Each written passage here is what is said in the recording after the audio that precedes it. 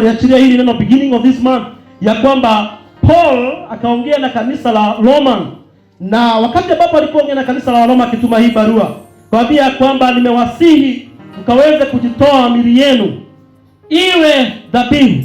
Kwa sababu gani? Kwambia one reason, because of his God ambao Mungu ametupa tukaweze kujitoa. Number 2 akasema kwa sababu this is a spiritual worship. Hallelujah. Hii ndio ibada iliyo kamili, na tukapokea 2 keys ambazo zitatusaidia kuhakikisha ya kwamba we offer ourselves as a holy sacrifice. Number 1, not be conformed with the pattern of this world, tusifananishe na mfumo wa ulimwengu huu. It was key number 1. And that's why I have been telling church, na nimekuwa nikiwaambia mara mingi ya kwamba we are not building religion in this church. Hatujengi kanisa kama KAG ama PCA ama ACK ama Catholic. We are building what God is building. Tunajenga kile Mungu anajenga. Kwa hivyo the emphasis in the spirit, we are not building a religion. We are building a church. Tunajenga kanisa ambayo Mungu akiwa mbinguni hataona haya ya kuitoa watu wake. Wewe tuko mbali sana. We have moved with God. Tumetembea na Mungu in our journey, and so far we can say truly the heart of God have together with us. Number 2 is one way of offering a spiritual worship. Now we understand. Sasa tunaelewa. Now the key to succeed in order to offer ourselves as a holy sacrifice or living sacrifice, we do not conform to this world. And number 2, to be transformed by the renewing of the mind. Those are the keys. Bao tunaweza kupokea kutoka kwa Mtume Paul. Same frequency ikaweza kuendelea wakati ambapo Reverend Kingana alikuja kasema ya kwamba valuable sacrifices. Bwana tuweza. That's what God need. Kile kaongea in the dimension of giving. Hallelujah. There's those valuable sacrifices, living sacrifices. And so on Sunday, the message is in the book of Malachi, chapter 1. Why is my respect? Honoring God. You can imagine. Wakati Malachi alikuwa naongea the frequency of sacrifice kwa ajili ya wana wa Israeli, kwa sababu alikuwa analinganisha the contrast wa watu wa rulers na watu wa Mungu ambao wanamjua Mungu wanaheshimu wakuu wao kuliko vile ambavyo wanaheshimu Mungu. Na the one message was, why is my respect? The Lord God. Why is the Father's honor? Bwana tukuze sana. And he saw in that the message iliweza kusound in my heart correctly. Ya kwa sababu tukajua ya kwamba sisi tukamalizia na the 2 sons of Eli ambao walikuwa wana wa kuhani ambao walicheza na dhabihu, na wakati ambapo walikuwa wanacheza na dhabihu wakaweza kukufa. The Phinehas. Bwana sasa sana. So we remember the emphasis on the Holy Spirit. Ilikuwa naambia kwa we must be very keen when we are speaking about sacrifice and offering ourselves before God, because a serious business. Ni si ujumbe kama si ujumbe wa kawaida ama si neno la mwanadamu. Wakati Mungu anaongea kuhusu yeye na dhabihu na kujitoa, may the Lord help us in the mighty name of Jesus. Hallelujah. As we continue to honor our God with our body. Bwana tukuze sana. Hallelujah. So the message is so powerful ya kwamba kanisa hili lazima tukaweze kuingia kiwango ya kuwa dhabihu mbele za Bwana, the mighty name of Jesus. That honor, no discussion, no compromise. The mighty name of Jesus. We need to be exact. In fact, ile kanisa ambao Yesu anakujia ni kanisa ambao haina wrinkles, haina lawama, ni kanisa safi. And the fathers, we are waiting for the second coming of Jesus Christ. Lazima tujue ya kwamba hakuna wakati Yesu atarudi hapa ulimwenguni without a perfect church. Bwana tukuze sana. Hallelujah. And that's why the only thing we can offer God ili akaweza kurudi Yesu Kristo arudi is offering ourselves unto him, the purity of our heart before him, being blameless before him, being upright before him. That offering is going to activate the second coming of Jesus Christ. Hallelujah. That's the only sacrifice we can offer ourselves and telling God, tunabisha mlango, come Lord, we are here, we are ready. Blessed be the name of the Lord. Ya kwamba we can tunabisha mlango, kumwambia Yesu rudi, we are ready Jesus. Sio kwa sababu ya sisi, because of the purity of our heart, because of the sacrifice We have surrendered ourselves. We have devoted ourselves. We have dedicated our life unto you. Now come. Bwana tukuze sana. This is a position ya kwamba si kanisa la kawaida inaingia pale. We are coming to a position where we are raising standard like no. Wakati ambapo ulimwengu umekuwa corrupt. Things are falling apart. There are a lot of immorality. There are a lot of corruption in the face of the earth. But we can raise a principle like Noah, our father, tukaweza to build the ark. Hallelujah. Blessed be the name of the Lord. And now, that's what God Jesus said in the book of Matthew chapter 24 verse 7. As the days of Noah were, so it shall be the second coming of Jesus Christ. Those principles they activate the finishing. Kukamilisha kwa the time of Noah, they are the same principles to activate today. Hallelujah. Because the Bible says, Noah was blameless and upright before God. Despite of the darkness. Hata kana kwamba kanisa iko ndani ya giza, we are living the time where we cannot call sin a sin in the church. We can live that time like Noah and we activate the principles of Noah and the pattern of Noah in our day and God will finish everything. Bwana tukuze sana. Because we are heading to the finishing. We are finishing. We are finishing. Nakutaka kujua kwamba God is finishing. Angalia Noah. Wakati Mungu aliona ulimwengu umebadilika. Mungu akakaidi kwa nini aliumba mwanadamu. Lakini Noah akapata kibali machoni mwa Mungu. Na Mungu akasema kwamba ninamaliza. Na Mungu akamaliza that dispensation. And we are going to another dispensation now where Jesus anaenda kutawala. Hallelujah. And that's the age that we are going in the mighty name of the Lord.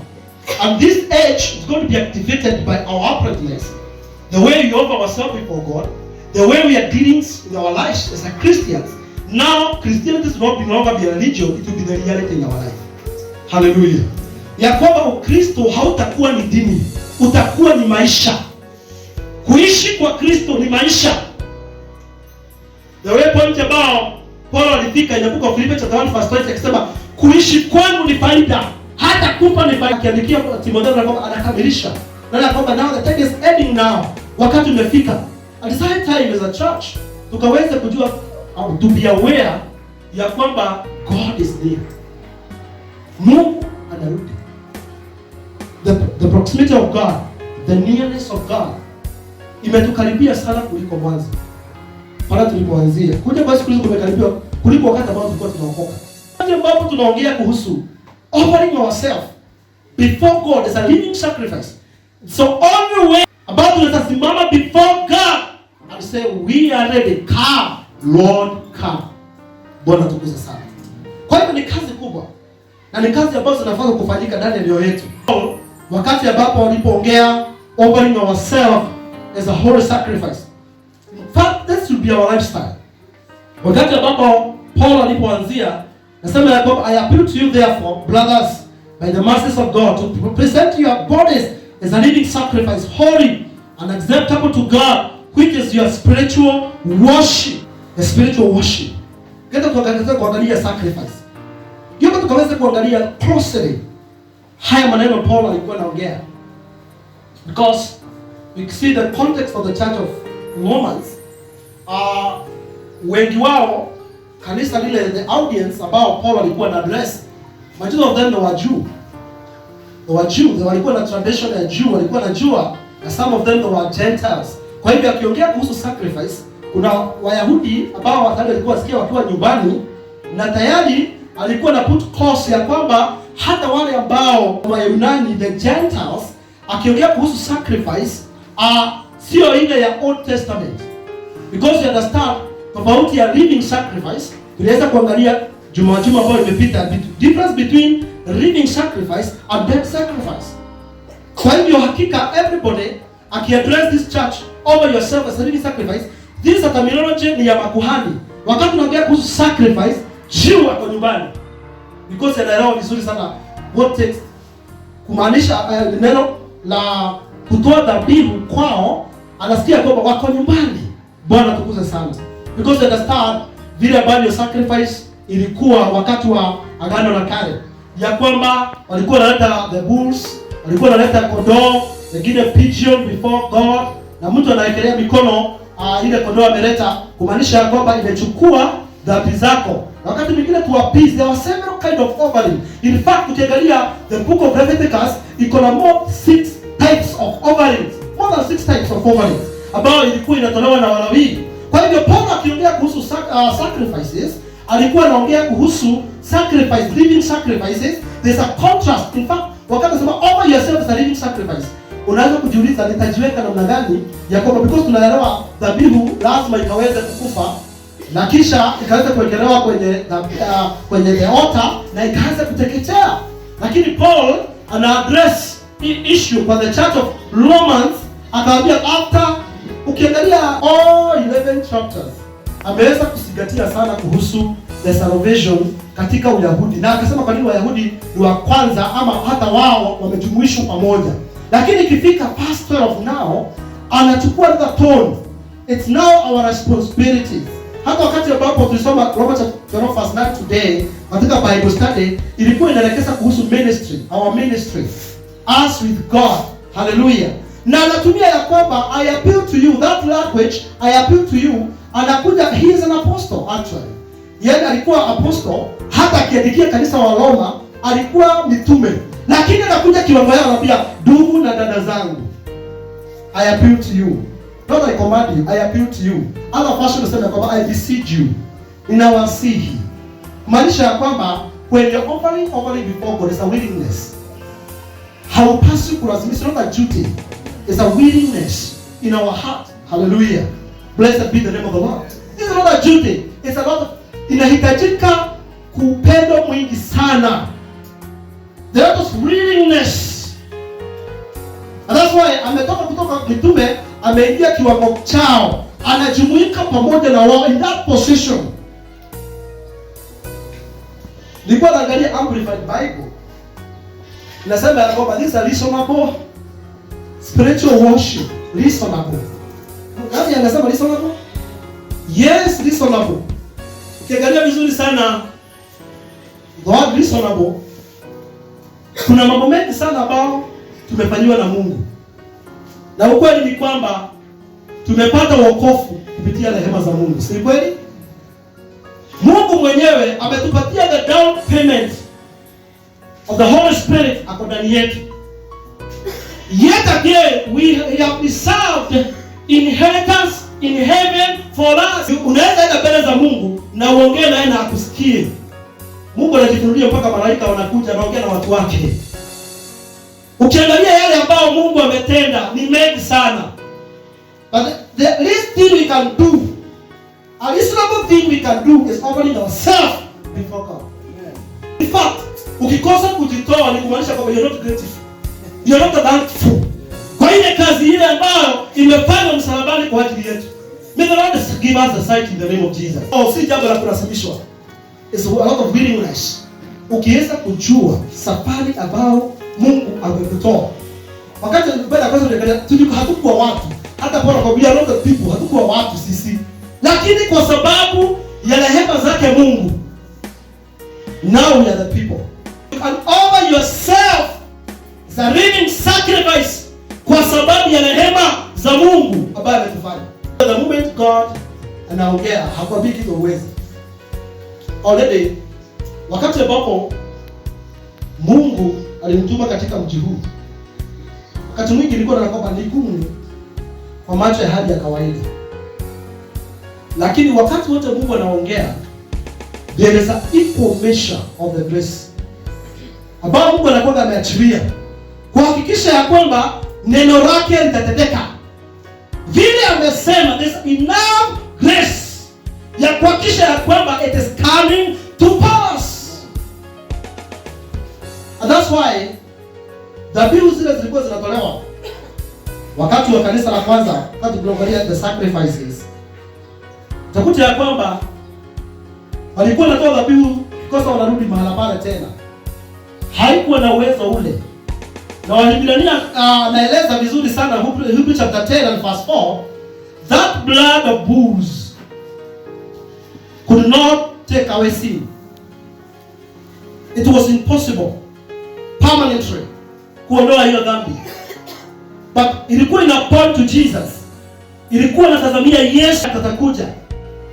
Na kusema ukweli, Waebrania natueleza vizuri sana ya kwamba Christ our Passover, the book of 1 Corinthians chapter 5 and verse 7, ya kwamba Yesu Kristo is our Passover lamb, have been sacrificed, and that's the final sacrifice for sin, because he was perfect and sufficient before God.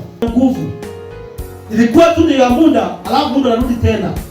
Lakini Yesu Kristo wakati ambapo alipokuja akatoa, in fact there is no sacrifice unaweza jitoa kwa sababu ya dhambi zako.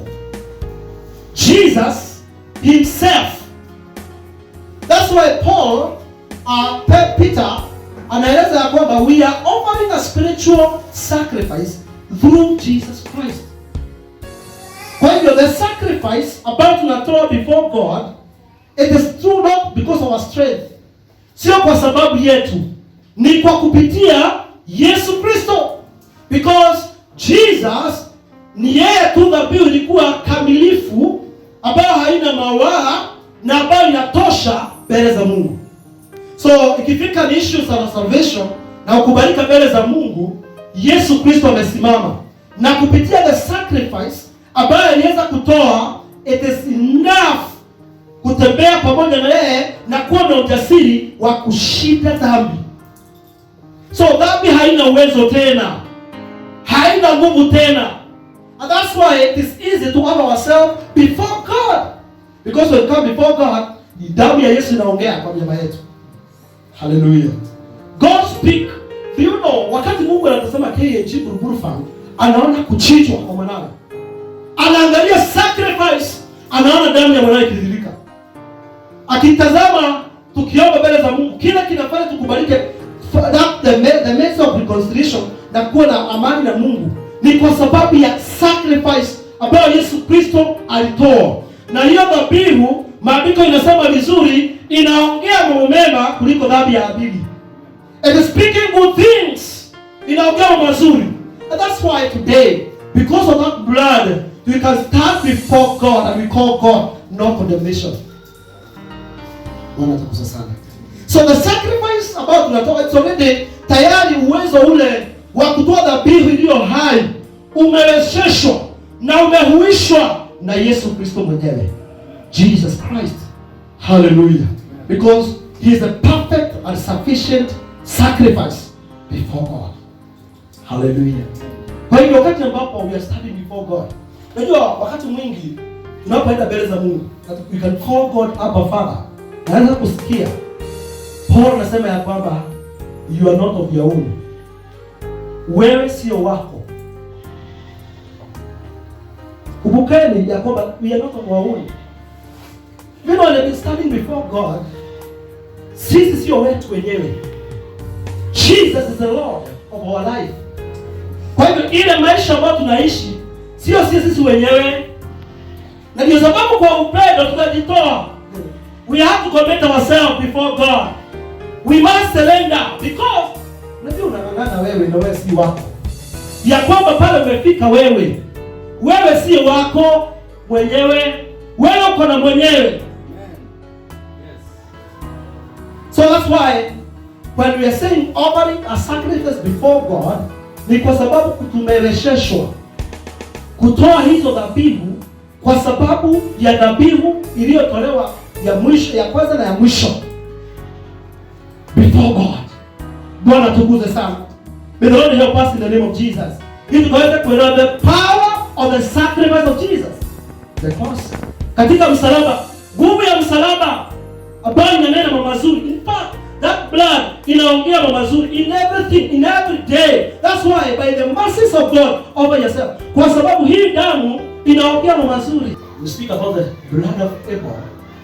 Ongea kwamba kuna sacrifice ambayo alikuwa ametoa, lakini haikuwa na uwezo wa kuongea mazuri. You see that blood in the Old Testament, ilikuwa inaongea kuhusu condemnation. Hallelujah. Judgment. Usipofanya hivi, utafanyika hivi. Usipofanya, watu walikuwa wamekaa katika uoga na hukumu. That's why Paul anaandikia the church of Romans chapter 8 verse 1, there is no now condemnation for those people in Christ Jesus. Why? Because the blood of Jesus Christ speaks good things. Speaks salvation. Inaongea healing. Inaongea the grace of the Father. Inaongea mambo mazuri. It is speaking good things. Inaendelea kuongea mambo mazuri. Lakini damu ile ilikuwa inaongea condemnation, judgment, every time judgment. But the blood of Jesus is speaking good things than the blood of Abel. May the Lord help us in the name of Jesus to understand and give us insight, tukaweza kuelewa uwezo wa damu ya agano ama damu ya dhabihu ya mwana wa Mungu, kwa sababu ilipotolewa juu yetu inaongea mambo mazuri. Bwana tukuze sana. In fact, for the people of God, there's no judgment. Ukiangalia the word of God mostly, the judgment ambayo itafikiwa ni haki, sio hukumu, is assessment. It's assessment. It's assessment. No condemnation, no judgment. Sisi hatugoji hukumu ya Mungu. Tayari hukumu imeondolewa kwa sababu ya hii agano. Kwa sababu passion is mere judge. The judgment in the house of the Lord. That means assessment. No condemnation. No judgment for the people of God. May the Lord help us in the mighty name of Jesus. Tukaweza kuelewa dimension of the grace of the sacrifice ambao Yesu Kristo aliyetoa, upana na urefu na udani wa hii dhabihu. Paul alikuwa anaongea kuihusu, tukaweza kujitoa sisi kwa sababu ya kazi, the finished work ambayo ilifanyika pale Calvary. In fact, the work of atonement is finished. Yesu Kristo alikamilisha that work, is already finished. Wakati Yesu Kristo alipanda msalabani, it is finished. Imekwisha. That work of atonement is already complete. In fact, hatuwezi ongeza hata kitu chochote katika hiyo kazi. Vile ambavyo Paul anasema ya kwamba tukaweza kutoa our body. In fact, Amplified Bible, ni vizuri kuangalia all the versions of the Bible ili unaweza kujua udani. Nasema faculties, the members. That means every part, kila sehemu ya mwili wetu inafaa kutolewa ile dhabihu ya kuteketezwa mbele za Mungu. Hauwezi kuacha mawazo nje useme nimepeana mwili. That's why hapo verse nasema you must be transformed. It's every part of your body. That's why Paul anaongea na kanisa wa Korintho, by the information, kama kuna church kanisa litokana kwa uwazi mwingi sana na kanisa ambayo ilikuwa na immorality is the church of Corinthians. Even the word Corinth ilitoka from immorality. And that was a problem at then wakati wa kanisa la Korintho. Lakini akaambia kwamba do you know that your body is a temple of the Lord. It's not your body, it's the body of the Lord. And that's why wakati Saul alikutana na Yesu akielekea Damascus to persecute, Saul, why do you persecute me? Because he was persecuting the church, the body, temple of the Lord. Na tumejengwa mtu na mwingine as a whole body. When you speak about the church, ni vizuri kuweza kujua kuna dimension ya jengo, ecclesia, and the church means the Lord's gatherings, wateule wa Mungu, assemblies of God, not the assembly dini. Bwana sana. It's the body of God himself, and Jesus is the head of that body. May God help us in Jesus' name. May God cause us to see in the name of Jesus. Kwa hivyo wakati ambapo tunaongea kuhusu offering our body, it means offering every pain ambayo inakubalika. This is true spiritual worship before God. It's through Jesus Christ. Remember, it is through Jesus, not through us. Not what, we are not ashamed of this. It's through Jesus. Ni kupitia Yesu ambaye alituokoa kutoka kwa giza, kutoka ule ufalme akatuleta katika ufalme wa mwangaza na wa nuru. May the Lord help us in Jesus' name. That we devote, that we commit, and we dedicate ourselves unto Him as we commit our body, soul, and the spirit before God. Wakati nasema kwamba one of the key to be transformed from the Greek word mean morpho, mean to change, kubadilisha. From the word metamorphosis, the word metamorphosis, bila ambavyo unaona katapila, wale ambao walikuwa vijana wanajua, ulikuwa unashika katapila ukipatia chakula ama ukiobserve, unaona kwamba inakuwa katika hii hatua inaingia katika cocoon, alafu inatoka inakuwa butterfly. Na hivyo ndivyo tunapaswa kuwa, that transformation inapaswa kufanyika ndani yetu powerfully. Powerfully. We must be transformed. Change. We need to change. Lazima tukaweza kubadilisha. Na tufanyike kile ambavyo kiko ndani ya mawazo ya Mungu. To be the church that is relevant to God. You know, tunaweza kuwa na kanisa hapa but it's not relevant to God at all. We are busy singing. We are busy doing businesses. That's God cannot approve. That whatever we are doing, tunakuwa na God approval. God can say that process is okay. It's okay. It's okay. It's okay.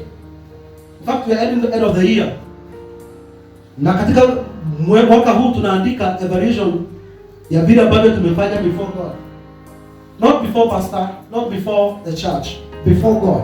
Account ya vile ambavyo tumefanya. Even as a pastor, hata mimi napeana account. Nimefanya nini na huu mwaka wa 2019? Have I wasted the God's people? You must be accountable. You must change from one level to the other. Kulingana na vile Mungu anataka katika jina la Yesu Kristo. Hallelujah. It's about the behavior, the act of the body. Niliongea vizuri sana. Sasa ya kwanza nikasema in the book of Isaiah chapter 53, soma from verse 3 inasema ya kwamba Yesu hakuwa kitu ya kupendeka. Sura yake haikuwa kitu ya kupendeka. It was rejected. Hakuwa na form. Lakini kitendo about maybe sometimes tunajiuliza mimi Mungu mwezi wa Oktoba umekuwa mwezi wa kujitoa. Na vile mwili wangu uko hata niko na magonjwa. Mimi niko overweight, niko niona size. Hata mwili wangu ni mzee sana. Hii Mungu atakubali namna gani? Mungu ananiambia nimpatie huu mwili na kijua ile shida. Hii mwili hata magonjwa. Hata jua niko na wepe. God is saying over yourself as a living sacrifice, over your body. It's not about the way you look. God is not looking this Kenya in this world. In the real sense, hii mwili Mungu anasika akisema ya kwamba tumpe sadiki sacrifice mwili wangu vile uko. Sijui mwili kama unaweza pendeka mbele za Mungu vile iko. Lakini God, the whole Bible kati inaongea kuhusu mwili, inaongea kuhusu action, demonstration. In fact, our body inaonyesha the glory of God, the visible mercies of God. Matendo ambayo tunafanya. The reason why we are functioning the body, we know very well in the spirit. Tuko ndani ya roho, tuko mwili uko ndani ya spirit. That's why before God there's no female and male. God, we are spirit before God. But the only thing, we have body to function here in the face of the earth. The reason why kuna female na kuna male, this is the body ambao Mungu aliweza ku function here in the face of the earth. But before God, we are spirit. Hallelujah. The Lord give us insight in Jesus' name. Hallelujah. So wakati Mungu alitengeneza mwanadamu, the Bible alichukua udongo, akapurushia pumzi yake, mwanadamu akaishi. Hallelujah. So the form of the body about tuko nazo, hiyo ni ya kufanya to function here, and that's why Yesu alibidi akuje kupitia mwili. In fact, body inapaswa kupresent ama Mungu, ulimwengu kaweza kujua Mungu kupitia sisi. The actions about na sio vile unaangalia ana vile uko ama mwili wako. Ya kwamba unajua kuna watu walifika mahali sana kwamba Yesu alikuwa Mwafrika ama alikuwa mzungu. That is a part of the problem of the skins. They have even yani sema kama ni mzungu yule umemwacha. Kama alikuwa Afrika, in fact the Maria, there is some belief and doctrine of it. It's not about the skin. It's the action, the beauty of Jesus sacrifice. Sio mwili wake vile alikuwa anaonekana. Ni kitendo ambayo aliyofanya. That glory of God tunamoishi. Your actions count before God. That's why wakati ambapo tunapokuja kanisani, tunafungua vinywa vyetu before God, our mouth inafanya kitendo ya kumtukuza Mungu. You are worthy, you are holy. That action, that's a living sacrifice. The Lord help us to see that. Ya kwamba wakati ambapo uliamua miguu hii yako, the members of your body, hautakaa nyumbani kwa kitanda. Utakuja kanisani, ibebe huu mwili. Hiyo kitendo, that's an action. You demonstrated so well ya kwamba you are not of your own. Umeleta mwili mahali unapaswa kuwa. Before God, that action alone is a living sacrifice. Before God. The mouth. Wakati unakuta kwamba mtu kuna shida ya gossip na ubea na shida, hiyo ni dhabihu imekufa. Cannot be a living sacrifice before God. Because every part of your body, wakati unafungua kinywa chako kunena, unapaswa kuongea uhai, life. Because kutoka ndani yako kuna issues about life. Kuna visima cha chemichemi inaongea ndani yako. How can you afford to speak such a thing? What? Hiyo kuna maneno mpaka hayatahitajiki kuwa kwa wateule, kuongea tu, kuongea. Hata kusema. Because we are not of our own. We have surrendered ourselves. Tumeweza kudedicate our life wholly unto God. Kwa hivyo wakati ambapo tunapoongea ndani yetu, you must guard your heart. Bible says in the book of Proverbs chapter 4 verse 23, guard your heart with all diligence, because they are in their source of life. They are springs of life. Ambayo iko ndani yako. That's why I always car na bitterness from Monday to Friday. Because you are living sacrifice before God. You cannot afford to be bitter.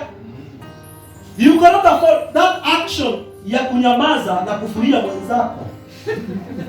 That act alone inamaanisha kwamba haujajielewa. Hata haujajifahamu. Unajua kuna watu wananyamaziana, hapo ukiingia nyumba yako kumenyamaza. Kumenyamaza. Hao ni watu hapa. Yaani ukiingia kwa nyumba hakuna, mama hakuna pale, baba hakuna kwa TV, kumenyamaza. Wakati mimi nafunga TV kwa nyamaze. Kama inafungwa deliberately. Sasa tuongee. Hiyo TV inyamaze. Nyamaze. Sasa tuko ndani ya nyumba. Bwana tukuze sana. Hallelujah. Living sacrifice. Every part of your body matters before God. Everything matters before God. That's why the word holy means to be set apart. Kuwekwa kando. To devote. Holy. Bora tuongee kwamba holy. You must be set apart for God. That's why even our offerings, wakati tunapotoa dhabihu mbele za Mungu, hiyo kitendo tu kinakuwa ni dhabihu mbele za Mungu ya kupenda, because every act about tunafanya the deposit about Mungu amedeposit ndani yako, according to the mercies of God, about Mungu wa mbinguni ameweza. You know, sometimes unakuwa tempted hata kuchukua hongo ama kupeana hongo. The moment umefika hiyo desk, nabia kama tunachukua na wafanyikazi, lazima kuwe na bahasha chini. Unakumbuka mimi am a living sacrifice before God, and I have to over my body. So mkono wangu hawezi peana mrugula. It's a living sacrifice. Si kupenda kwangu, mimi I have surrendered myself to God. I am a sacrifice. Kuishi kwangu ni dhabihu. Maisha yangu ni dhabihu. Mikono yangu haiwezi fanya kitendo kingine chochote ambao kina dishonor the Lord. Every act of dishonor to the Father haiwezi kuwa sehemu yangu. Because I'm a living sacrifice before God. And much is expected from me. Kuna mtu ambaye alikuwa amependa knowledge ama story, wakati ambapo alikuwa na travel kwa ndege. Unajua kwa ndege wale ambao wamesafiri kupitia ndege na wale ambao watakuja kusafiri, ni vizuri mfahamu ya kwamba ndani ya ndege kuna kuwa na air hostess. Na wale watu wako kule wanatubuisha watu sana na vileo. Chochote unataka, even pombe imelipwa. Ukilipa ticket pombe iko. So hiyo akipita hapo unaweza itisha kwa sababu yote imelipwa, kila kitu. And now wakati alifika kwake kupewa pombe akasema siwezi chukua. Kabla unipe patia pilot. Nasema hapana, siwezi patia pilot. Hii. Kwa nini? He is in duty. Now, najua what do you mean? Namaanisha kwamba yeye hawezi, hata yeye kupeana pombe hawezi patia pilot pombe. Na ako ndani ya hiyo ndege. Kwa sababu gani? Ako on duty. The same case with the Christian, we are also on duty. The moment pilot akikunywa pombe ataangusha hiyo ndege. Hakuna pilot anaweza tembea akiwa mlevi. Hakuna. Pilot akiwa mlevi. Hii si gari warabe bora hapo bro. Kwa barabara kuna hapo bro. Kwa sababu madereva waliamua ya kwamba hawezi endesha gari kama acha kwa bili tatu. Nasemaga two for the road bili za barabara. Kwa ndege hawezi chukua, hakuna haja yako bro. Because hakuna pilot anaweza kunywa pombe na aweze kuendesha. Kristo, I always on duty. I am always on duty. Kama ni achilia. Kama ni watoto achilia. Go the moment utawabeba watazuia utoe dhabihu iliyo hai mbele za Mungu. Hiyo ni macho ya kijicho. Anaangalia, yaani nashangaa. Mpaka inawarada kuna watu ambao walikuwa naitwa Edhaga. Edhaga ni watu ambao wako najua ya kwamba macho yao za dead sacrifice. Kwa sababu watoto walikuwa wanazuiliwa sana wasionekane. Because the moment ameona mtoto wako, then mtoto anangojeka. Yaani nilikuwa nachunguza, nilikuwa nauliza mzee mwingine. Na hii kitu ya Edhaga is a clan Ni tribe. Sio kama kuna Edhaga hapa. If you are here, you are born again. You are reading sacrifice before God. Because of God mercy, alikuwa kuwa Mwedhaga ukakuwa the son and the daughter in the kingdom. Amen. Hallelujah. Mwedhaga anapita hapa naona busy.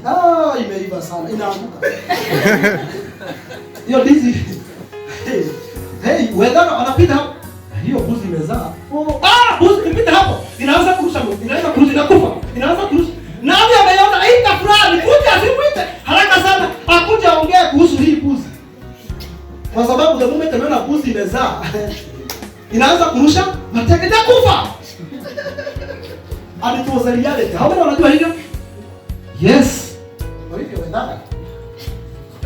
Unaona ya kwamba hiyo ndege hiyo pande so inaanguka chini, inaanguka. Kijicho. Macho yake ilikuwa kali. Ikiwa inabidi ya kwamba akiona mtoto wako ili asikue anamtemea mate. Ili ajaribu macho yake maana tayari ilikuwa imemuona, ajaribu kumzuia, anaweza kutama some leeches. Why? Kwa sababu ametoa sehemu za mwili wake. Kwa hivyo you imagine Mungu ipo searching ya kwamba kuangalia kwa macho hizi inaanguka. Na si yake, ni kupita amepita. Buzi haikuwa yake. Kuna ongea mwingine bado anakula anasema ilikuwa inabidi anakula anapewa makaa moto. Ili ajaribu kutoa hiyo kitu ndani yake. Because hiyo maneno inafanyika ni mabaya. Huyo mtu naturally ni mbaya. Na wanajijuanga, mimi ni Mwedhaga, usijicheze na mimi. Wanajijuanga. Wanajijuanga sana ni Mwedhaga. They are like that. They are like that. Why? Their body wameweza kuitoa part of the member of the body is a dead sacrifice. Can't be a living sacrifice before God. Their act macho yao. Waibaji mpaka Wakikuyu wamekuwa kiibia mpaka wanaume ya kwamba wakiendesha magari wanagonga tikiti ya stima kwa sababu wanaona wanawake. Can you imagine? Sema hii shida ya mgogoro itaisha lini? Sema hey, what is this? Mgogoro means kupinduka. Mkamana inamaanisha kupinduka. Kila wakati unaendesha gari lakini unapinduka. Kupinduka kutaisha lini? Kwa sababu tikiti nyingi za stima imekuwa na accident nyingi. Kwa sababu they're not offered. I carry it. It's reality. Wakati ambapo unakuta kwamba people they have offered their members as a living sacrifice, utakuta ya kwamba wako na shida kwa macho tu kuona rust kwa macho. Ukiona mtu ako na shida ya rust, huyo umwambie wewe toa mwili wako uwe dhabihu. Hold your eyes. Macho yako Lazima itoe hiyo dhabihu ya iteketeze, ya kuteketeza mbele za Mungu, a living one. Bwana tukuzwe. Kuna watu kwa Kristo wameokoka. Offer yourself. Kama uko na that habit, you must offer yourself as a living sacrifice before God. Hallelujah. Yesu alisema aliapa hataona. Kwa hiyo aliapa. Hata wasema aliapa. Alijua. The moment uko na macho kama hiyo, you can hauwezi kuwa a living sacrifice before God. You must be transformed in your mind. You should not conform. That's the system ya ulimwengu vile iko. Unajua wakati tumepokea testimony kutoka kwa Elizabeth. Kati mtu asikia kwamba mtu amekuwa receptionist ama amekuwa kwa hoteli. Sasa nimeomba Mungu sana, si mwanamume, ni mwanamke. Wengi wanafanyaga hiyo kauli kwa sababu ya ile shida, the systems of the world. That's how systems of the world are. Ili upewe kazi, lazima utoe mwili wako. Hata mashule imekuwa na hiyo problem. Hata walimu kumekuwa na the same problem. Advantages. People take advantage. Why? Those are the pattern of the world. And if you Paul anawaambia kwamba in order to succeed, don't conform. Don't conform. Those are the patterns. Ya kwamba ili ukaweza kuajiriwa na bosi yako, lazima umpatie advantage zingine. That's the same step, but we say no to the people of God. Why? We are living sacrifice. Heri kazi yako ikae.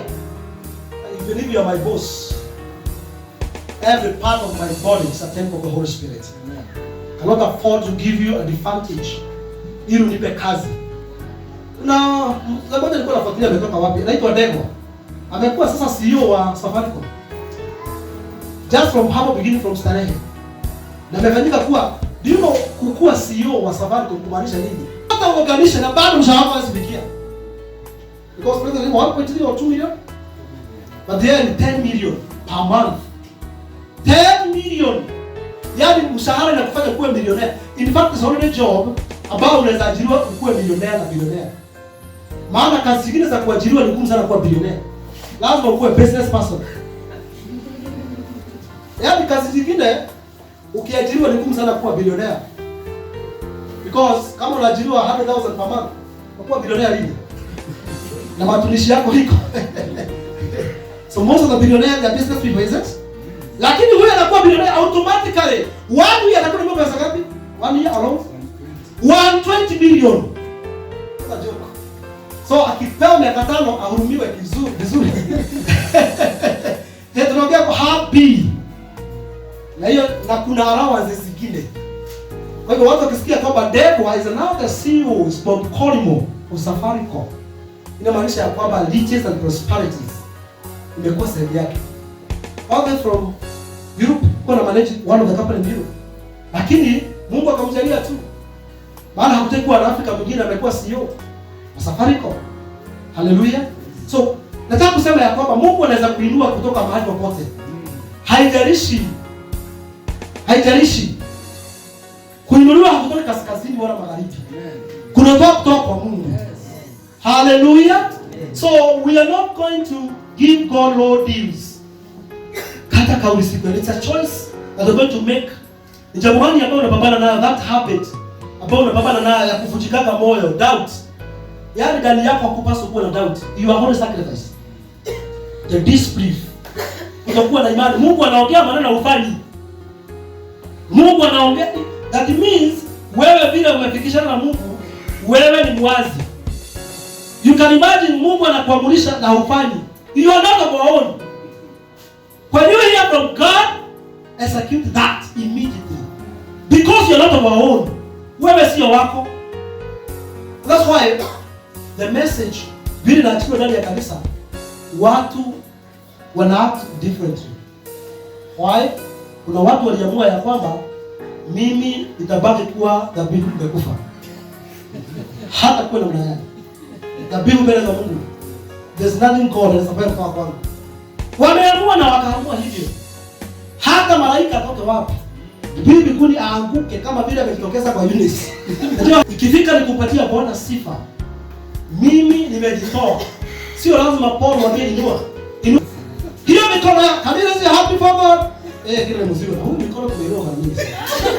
Mikono hii. Kwani huu pastor, huyu praise and worship is already in the church, wao unaambia watu wainue mikono wanainua.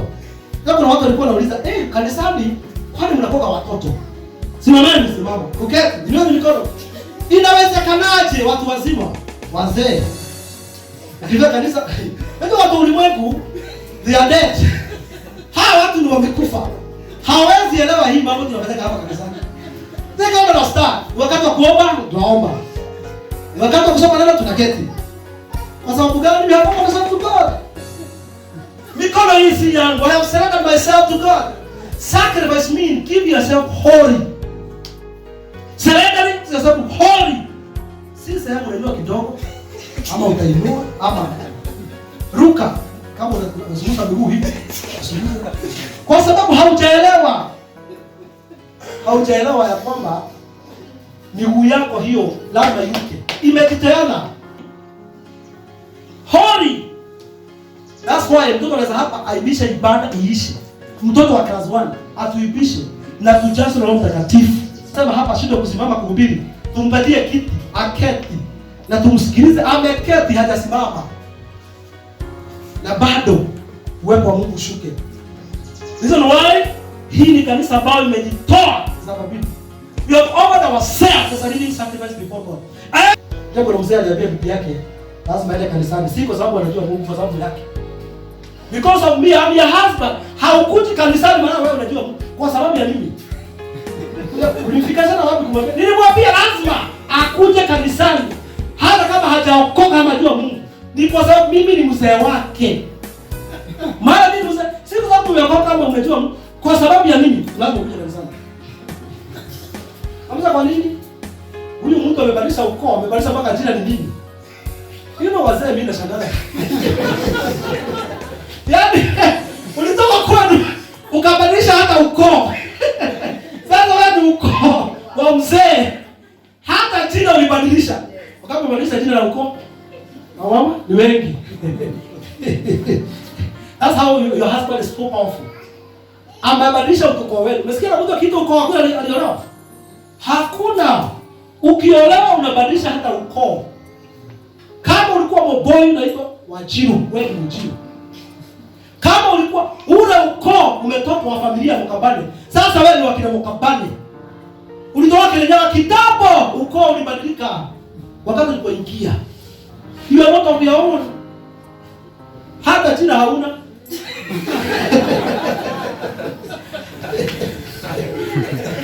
Hata kitambulisho na shida watu sana. Kwa kubadilisha hii majina. Najua napenda huyu mama sana. Nilikuwa naangalia kwa wake Lawrence na Daniel wa Sokot. I know all the children. Yes. Serikali. Mbele kabisa na watu wote wanasikia. Uliacha the moment ulijua Mungu. Na tukakiri kuanzia leo na kuendelea, Yesu Bwana nitakufuata, uwe mkombozi wa maisha yangu. Na kuambia ulitangaza to God. Hata kama hujui nyimbo utaimba wengine wakiimba. Because you have surrendered yourself to Him. You have dedicated your life to Him. That's how powerful it is. May the Lord help us in Jesus' name. Tunataka kusimama before God in Jesus' name. May the Lord help us in Jesus' name. Glory. Baba ni asante Baba Mungu wa mbinguni. Ni wewe katika mizingi ambayo nimenikamata, ambayo nimekwama mahali pamoja, nimekosa kujitoa. Baba, siku ya leo nimeamua, nimekata kauli katika jina la Yesu. In the mighty name of the Lord, in the mighty name of Jesus. We are going to go all the way in the name of Jesus. All the way mpaka tukaweza kufika in the mighty name of Jehovah, in the mighty name of Jesus. No surrender unto the world. Hataachilia ulimwengu, hataweza kujikaa kwa ulimwengu mara nyingine tena. Tunaachilia ulimwengu na raha zote za ulimwengu katika jina la Yesu Kristo. Tabia zote zimetufunga kujitoa kwa dhabihu. May the Lord help us. Uko pale na hujaokoka, huu ndio wakati wako sasa. Give your life to Jesus. Aingilie kati. Tunapoenda kuomba na wale wanafanya mtihani coming week wa KCPE, kwamba watoto wetu tunawadedicate kwa Mungu. hata wakati wanapofanya mtihani. In the mighty name of Jehovah, we are praying for them. Jehova ingilia kati. Tunapoendelea kumwabudu Bwana, walio form 4, walio class 8 wote, Mungu wa mbinguni, wote wanafanya mitihani ya mwisho wa mwaka huu. Bwana kawatetee, Bwana kawapiganie katika jina la Yesu. Tunakuja madhabahu yote inazuia watoto kupita mitihani kwa sababu ya uoga. Madhabahu ya uoga tunaipunja katika jina la Yesu.